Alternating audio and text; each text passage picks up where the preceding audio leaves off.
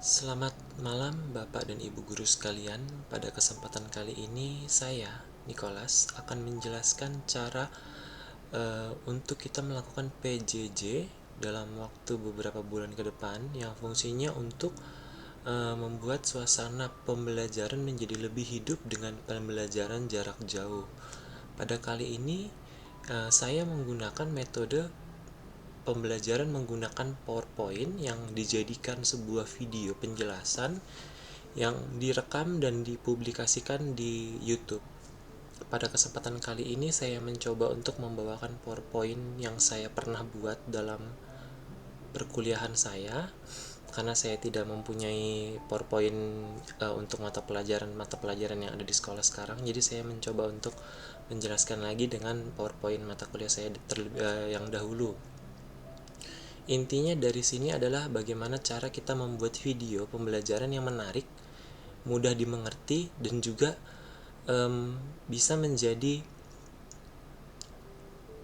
acuan anak-anak biar anak-anak itu mau belajar lebih giat lagi dan juga lebih mudah dimengerti dari yang sebelumnya. Mungkin kalau ada saran atau cara yang lebih baik bisa kita implementasikan ke depannya. Baik, saya mulai.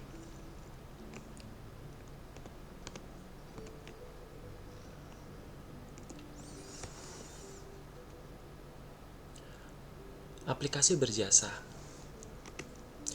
Aplikasi berjasa apa sih?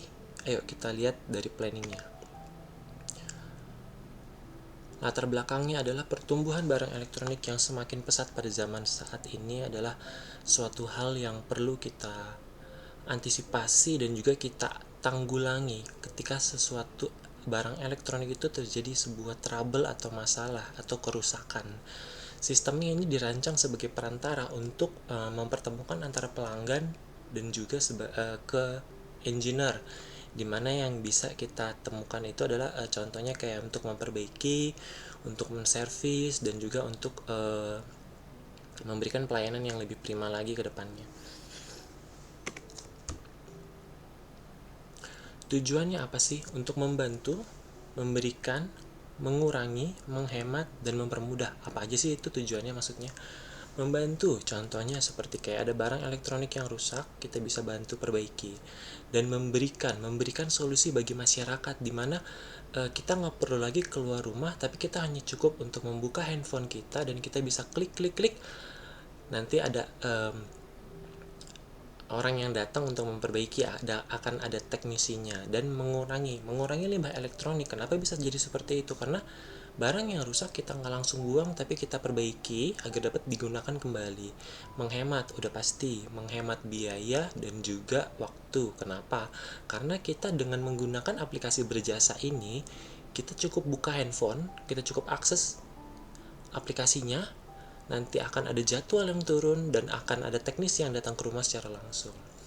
Dan mempermudah. Kenapa mempermudah? Karena kita nggak perlu kemana-mana, cukup di dalam rumah saja, dan kita bisa langsung berkomunikasi dengan teknisi. Kita bisa langsung menyampaikan keluhannya apa, dan nanti mereka akan datang sudah membawa alat-alat dan perlengkapan yang memadai. Asumsi dan kendala. Sistem di aplikasi berjasa sangat memperhatikan user interface, di mana agar pengguna bisa dengan mudah ketika membuka aplikasi itu bisa langsung lebih user friendly, mudah dimengerti. Nah, permasalahannya atau bug yang mungkin muncul dalam aplikasi ini adalah sulitnya menemukan tenaga ahli di daerah tertentu, karena tidak semua orang yang mampu masuk ke sini belum tentu semuanya kompeten. Jadi tim kami harus juga menyaring orang-orang yang benar-benar kompeten dalam bidangnya, yaitu elektronik, dan juga memang mereka mengerti cara penggunaan alat-alat dan juga elektronik yang akan mereka perbaiki ke depannya. Tenaga ahli yang sembarangan memberikan harga pergantian spare part dan biaya tambahan. Nah, di sini dimana kalau kita suka membawa barang elektronik untuk kita servis, mereka suka mematok harga untuk barang yang rusak seperti ini, Pak, ini yang rusak ini, yang rusak ini, yang rusak ini. Padahal seharusnya enggak. Yang rusak itu hanya satu atau dua barang aja. Nah, tapi di sini pun harganya tidak sesuai dengan harga range yang ada di market biasanya. Misalnya harga normalnya cuma 50.000 tapi mereka markup 70.000. Nah, praktek jual beli akun. Nah, sering juga terjadi di sini adalah praktek jual beli akun di mana contohnya seperti yang sudah terjadi ya. Kita pesan, yang datang seharusnya namanya Pak Niko, tentunya yang datang namanya Pak Indra, atau enggak yang datang namanya Pak Sony, seperti itu. Nah, itu namanya praktek jual beli akun yang ketika kita transaksi yang seharusnya datangnya siapa, yang datang malah yang orang lain. Itu menjadi kendala dalam aplikasi ini juga. Oke, sekarang kita melihat lagi keperluan awal proyek. Membangun tim yang matang dan terintegrasi itu penting banget. Mempersiapkan database di mana database ini akan menanggulangi semua data-data perusahaan dan data-data customer. Membuat estimasi biaya proyek. Nah, ini perlu banget untuk sebuah proyek baru di mana estimasi ini biasanya untuk 1 tahun atau 2 tahun ke depan di mana proyek ini baru dimulai. Dan menentukan estimasi jadwal proyek. Di sini proyek ini saya asumsikan itu dalam 12 bulan ke depan. Jadi estimasi biaya proyek ini akan tampil di seperti ini. Yang paling besar itu adalah estimasi untuk 12 bulan ke depan dan dengan total Rp285.599.000 untuk 1 tahun perjalanan proyek ini, dari aplikasi, tempat, gaji pegawai, pengeluaran, dan lain sebagainya.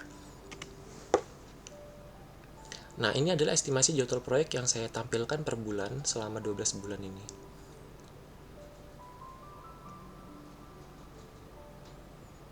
Sorry, ini untuk 8 bulan ke depan.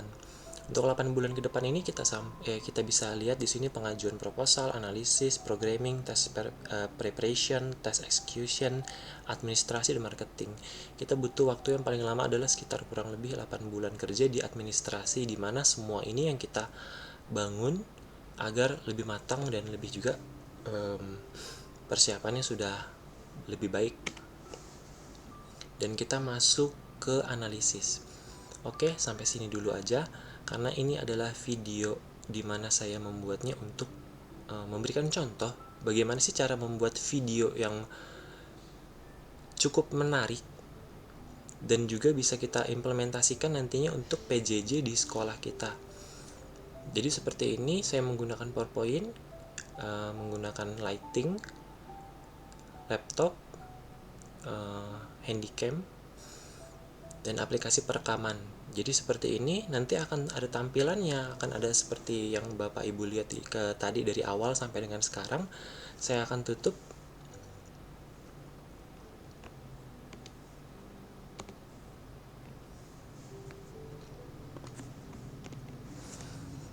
Oke, terima kasih karena sudah mau nonton sampai sejauh ini. Jadi kurang lebih seperti inilah yang konsep yang saya buat untuk PJJ di Sekolah Polris kedepannya.